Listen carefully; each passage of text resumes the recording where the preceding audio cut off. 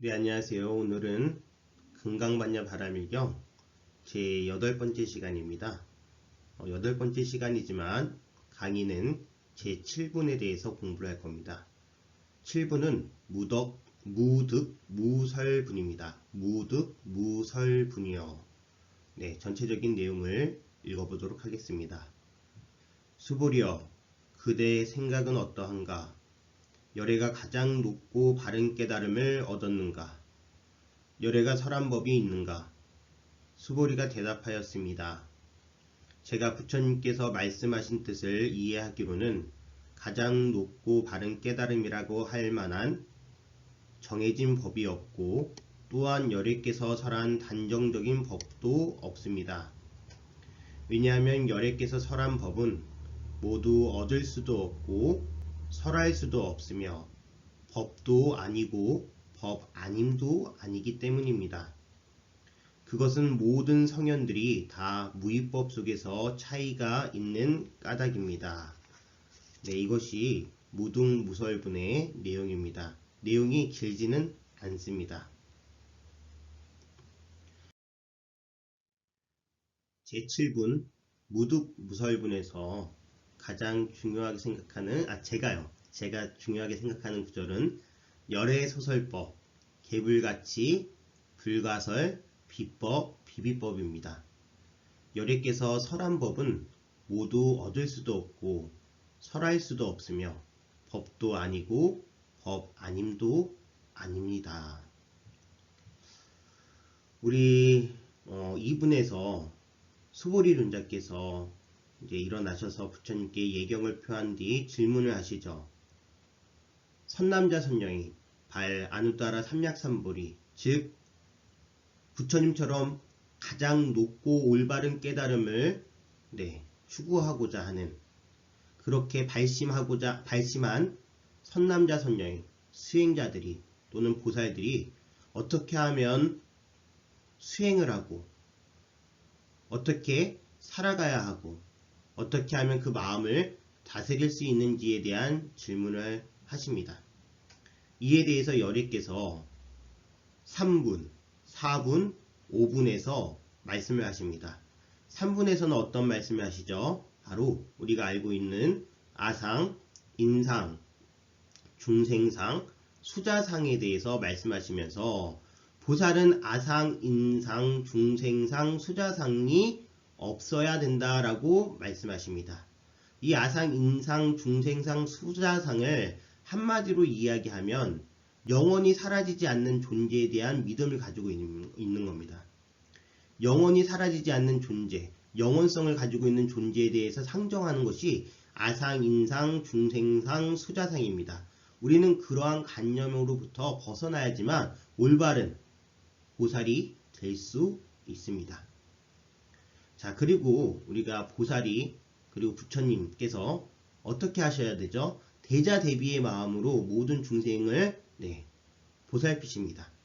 그런데 만약에 보살님이나 부처님께 어떤 대상에 대한 구분이 생기시면, 좋아하는 색깔, 좋아하는 맛, 좋아하는 소리, 좋아하는 냄새, 좋아하는 촉각, 좋아하는 생각들, 이런 것들에 대해서 만약에 구분이 생긴다면 우리 수행자들은요, 자비로운 마음을 모두에게 낼 수가 없습니다. 좋은 사람은 좋으니까 더 해주고 싶은 마음이 생기는 것이고, 싫은 사람은 싫어하니까 안 해주고 싶은 마음이 생기는 겁니다. 따라서 보살은 이렇게 색성, 향, 미촉법 모든 대상에 대해서 집착 없는 마음으로 자비를 베풀어야 됩니다.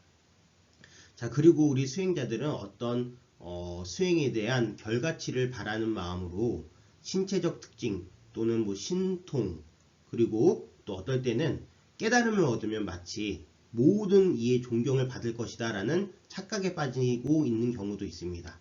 이런 것으로부터 이제 집착하는 마음이 없고 거기에 빠져들면 안 된다라는 말씀을 하셨습니다. 많은 말씀을 하셨죠. 그런데 여기에 이렇게 말씀하십니다. 수보리여, 그대 생각은 어떠한가? 열애가 가장 높고 바른 깨달음을 얻었는가? 열애가 설한 법이 있는가? 이렇게 질문하시는 건 보통 금강경에서는 다 이제 수보리 존자께서 뭐라고 말씀하시죠? 아닙니다 부처님, 아닙니다 부처님이라고 얘기합니다. 즉 얻은 법도 없고 설한 법도 없다라고 상기시키기 위해서 그렇게 질문을 하십니다. 그러니까 이제 수보리 존자가 이렇게 말씀하시죠. 제가 부처님께서 말씀하신 뜻을 이해하기로는 가장 높고 바른 깨달음이라고 할 만한 정해진 법이 없는 것. 이게 매우 중요합니다. 정해졌다라는 것은 한정지어졌다라는 얘기입니다. 그래서 한계가 있다라는 겁니다. 그렇기 때문에 우리 부처님께서 말씀하신 법은 어떤 정해진 법이라고 얘기할 수가 없습니다. 왜냐? 모든 상으로부터 널리 여의어야 된다. 그래서 부처님께서 설하신 법도 하나의 상이라고 생각을 한다면 우리가 거기에 집착하거나 빠져들어서는 안 되기 때문에 이런 말씀을 하시는 겁니다. 또한 열애께서 설한 단정적인 법도 없습니다라고 얘기하는 거. 단정하다. 즉 딱 끊어가지고 여기서부터 여기까지가 법이야? 이렇게 얘기할 수가 없다라는 얘기입니다. 그래서 열애의 법은 설명할 수도 없고 그리고 얻을 수도 없다라고 이야기할 수 있습니다. 자, 가장 높고 바른 깨달음이라고 할 만한 정해진 법이 없고 또한 열애께서 설한 단정적인 법도 없습니다. 왜냐하면 열애께서 설한 법은 모두 얻을 수도 없고 설할 수도 없으며 법도 아니고 법 아님도 아니기 때문입니다. 비법, 비비법이라고 표현을 합니다. 여러분들, 우리는 참 이 세상을 이분법적으로 바라보죠. 그것은 교육의 문제입니다. 법이면 법, 법 아니면 법 아님, 이런 식으로요. 하지만 부처님께서 설하신 말씀은 법이라고 해서도 안 되고요. 법 아니라 해서도 안 됩니다. 왜? 법이라고 하는 순간 한계치가 지어지기 때문에 법 아니라고도 법도 아니고 라고 얘기할 수 있고요. 그리고 또한 이것을 법 아니라고 얘기하지 못하는 이유가 법이기 때문에 그렇습니다. 가르침이기 때문에. 그러니까 이것을 통틀어서 이야기하자면 한계치가 지워지지 않는, 단정할 수가 없는, 정해진 바가 없는 그러한 법이라고 이야기할 수가 있습니다. 네, 이 부분에 대해서 좀 잘 이해해 주시기 바랍니다. 우리는 언어에 대해서 너무 집착을 해요. 법이면 법, 법 아니면 법 아님. 하지만 큰 법은 그래서 뒤에 나오죠. 모든 성현들이 다 무위법 속에서 차이가 있는 까닭이다 라고 얘기가 나오고 있습니다. 모든 성현들의 법은 바로 무위법입니다. 무위법이라는 것은 유위법과 다릅니다. 유위법은 한정지어져 있고 원인이 있고 조건이 있고 결과가 있습니다. 그러나 무위법은요. 원인과 조건과 결과를 벗어난 그러한 법입니다.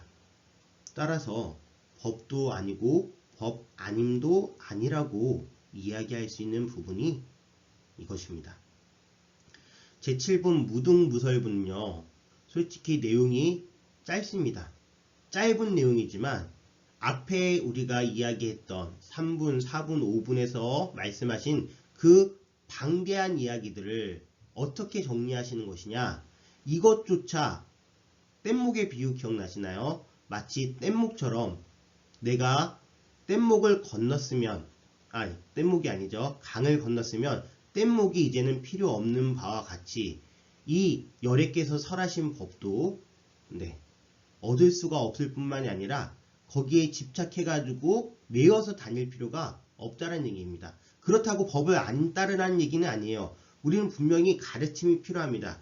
그 가르침에 따라서 수행을 해서 그 길, 즉 윤회를 벗어나는 길에 보살이 길에 다가섰다면 이제 그 말씀에 대해서 얽매일 필요가 없다는 얘기입니다. 그 스스로 법이고 또 법 아님도 아니기 때문에 그렇습니다. 여러분들 오늘 무등무설분, 얻은 바도 설한 바도 없다에 대해서 이렇게 설명을 마치도록 하겠습니다. 감사합니다.